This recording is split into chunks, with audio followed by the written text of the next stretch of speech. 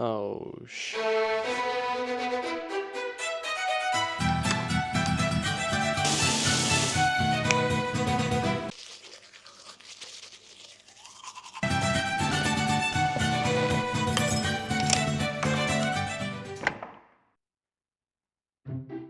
Over 160 million of these little blue books are out there and ready to get you out of the country and into international travel. 160 million. Do you know what the population of America is?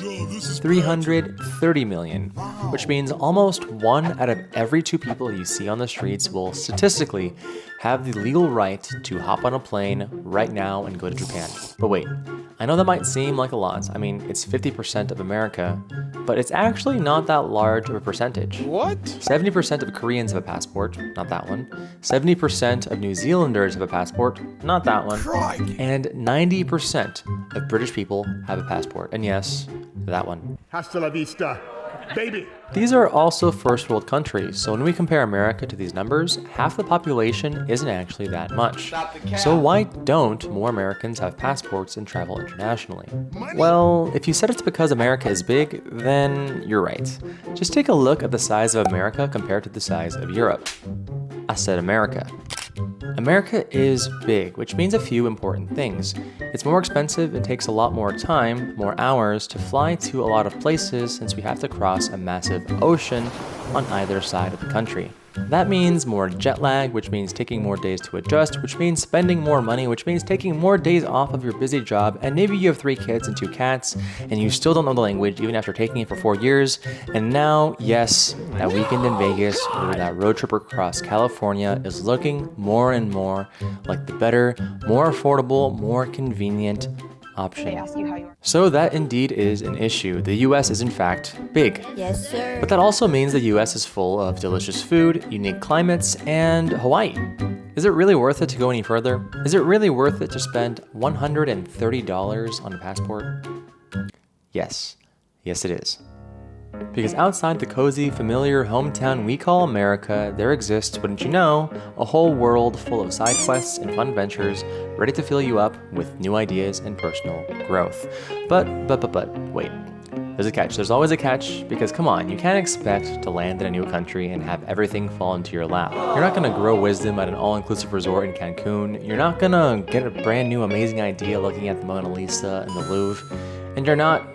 Well, I mean, you're gonna have fun skiing in Japan, but grow your mind? Maybe not. So how do you actually benefit the most from your passport and your travels? Well, take this guy for example, Mike Kurtz. Now, Mike might seem like an average New Yorker from Brooklyn, because he is, but do you know what Mike had in his pocket? Yeah, one of those. And do you know what he did with this? Do you know where he went with this? Yes sir, you guessed it right. Brazil. In 2003, Mike was in college and he studied abroad in Brazil, where he came across a pizzeria serving an interesting topping. They offered jars of honey infused with whole chilies. Now, Mike had never seen or tasted any honey with this kind of unique flavor, and he kept it in mind when he came back to America. In 2004, Mike recreated the honey and shared it with his friends and family, and that was basically that. Life went on, and Mike decided to work in the music industry, until 6 years later, in 2010. Mike left the music industry and decided to join Pauly G's Pizzeria in Brooklyn. Mike was serving him slices of pizza topped with his hot honey, and eventually he left the pizza shop altogether to sell Mike's hot honey full-time because it was just that popular. And today, Mike's business earns $40 million per year, and it all started with a slice of pizza in beautiful Brazil. Finding international inspiration like Mike exists everywhere you look. Do you know what this is? Of course you do. It's cup ramen. But did you know the cup form factor was actually inspired by America? In 1996, the creator of cup noodles, Momofuku Ando, was on a business trip to America to pitch his new instant ramen product. But there was an issue. Ando quickly realized that Americans don't actually use chopsticks and bowls in the office place. But then he saw an American associate take a paper cup and fill it with hot water from the break room and put the ramen in there along with the fork. And voila, light bulb moment for Ando. He realized that he had to sell his noodles in its own cup, and thus a multi-billion-dollar international success was born. And that, my friends, is the beauty of different cultures. You can see or experience something different than what you're used to, and you can either say, wow, that's neat, and move on with your life, or you could be like Mike or Ando and apply it to your life in unique ways. But it's not just external ideas either. I personally found international travel to be more of an internally fulfilling experience.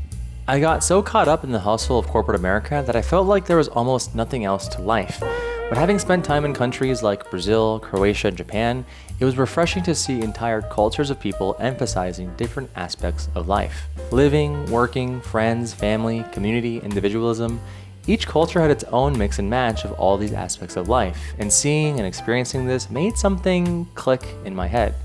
I suddenly realized that it's okay to take a moment and to stop, and to think about what I actually care about and what I want from life, whether or not it aligns with what everyone else is doing. Yes, sir. It's something so simple, yet something so hard to admit.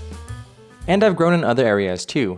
Traveling frequently and with a lot of different airlines, I've come to appreciate what I actually need versus what I actually want. I used to travel with huge checked bags, but now I only need one bag to get me through a month. And learning and dealing with foreign languages has helped me develop sharper social awareness, as well as developing concise speaking skills to get my point across. And interacting with a lot of different types of people, both nice and sketchy, has helped improve my ability to adapt to new unknown situations, kind of like international street smarts.